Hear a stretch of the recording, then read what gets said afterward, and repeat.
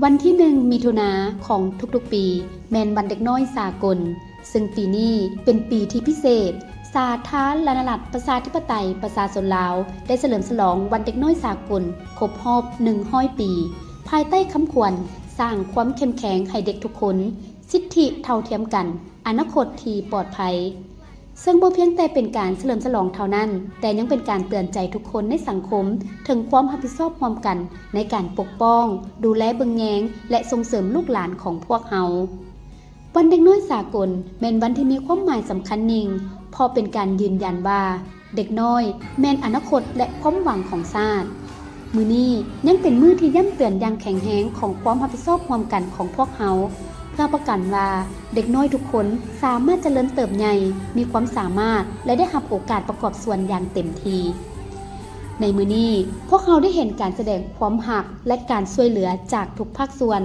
เริ่มต้นจากครอบครัวพ่อแม่หรือผู้ปกครองได้ให้เวลาอันที่สุดแสนพิเศษแก่ลูกๆหลานๆในวันเด็กน้อยเช่นได้มีเวลาอยู่ร่วมกันอย่างเต็มที่ไปเที่ยวให้ของขวัญและที่สำคัญที่สุดแม้ได้รับฟังเสียงของเด็กอย่างตั้งใจ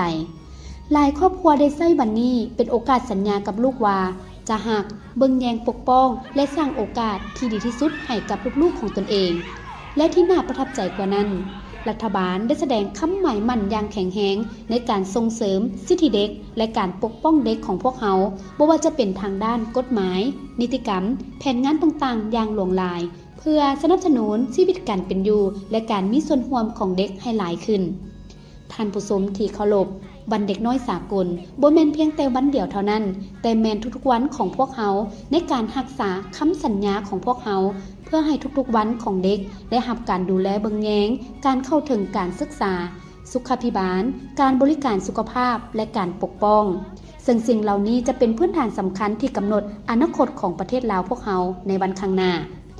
ในซุ้มปีที่ผ่านมารัฐบาลลาวก็ได้ร่วมมือกับองค์การสากลโดยเฉพาะองค์การสหประชาชาติกองทุนสำหรับเด็กหรือองค์การยูนิเซฟประจำลาวได้ให้การช่วยเหลือเด็กน้อยลาวอย่างเต็มที่และเต็มกำลังซุ่มใส่การส่งเสริมสิทธิเด็กและการมีส่วนร่วมของเด็กในการตัดสินอนาคตของเขาเจ้าบ่ว่าจะเป็นด้านสุขภาพโภชนาการ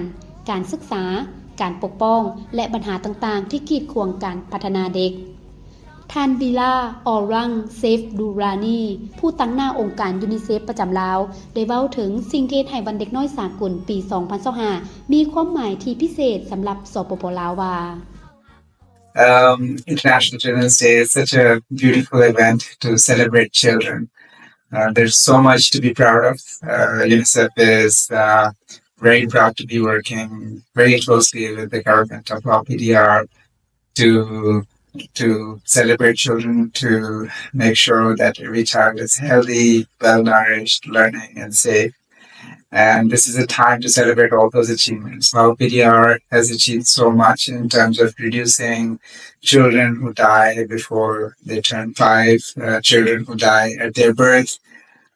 PDR has achieved so much in reducing maternal mortality, mothers, die. So there's a lot to be proud of and to celebrate, but also looking forward and seeing what else can we do together. And the International Children's Day is a good reminder for us to reflect on all these. บรรดาท่านที่เคารพเวลาใดรัฐบาลลาวและองค์การยูนิเซฟก็ได้เอาใจใส่ในการปกป้องและส่งเสริมเด็กโดยบ่ปาดถิ่มเด็กคนใดไว้ข้างหลังบ่ว่าจะอยู่ในตัวเมืองหรือชนบทห่างไกลซอกหลีกก็ตามดังนั้นในโอกาสวันเด็กน้อยสากลนี้ขอให้พวกเขาร่วมกันยืนยันคำขวัญที่ว่าสร้างความเข้มแข็งให้เด็กทุกคนสิทธิเท่าเทียมกันอนาคตที่ปลอดภัยและสืบต่อเฮ็ดเวียกร่วมกันเพื่อสร้างประเทศลาวให้สดใสให้เด็กน้อยทุกๆคนได้เติบใหญ่ขึ้นอย่างแข็งแรงมีความสุขมีความปลอดภัยและกลายเป็นผู้สืบทอดที่ดีของประเทศชาติ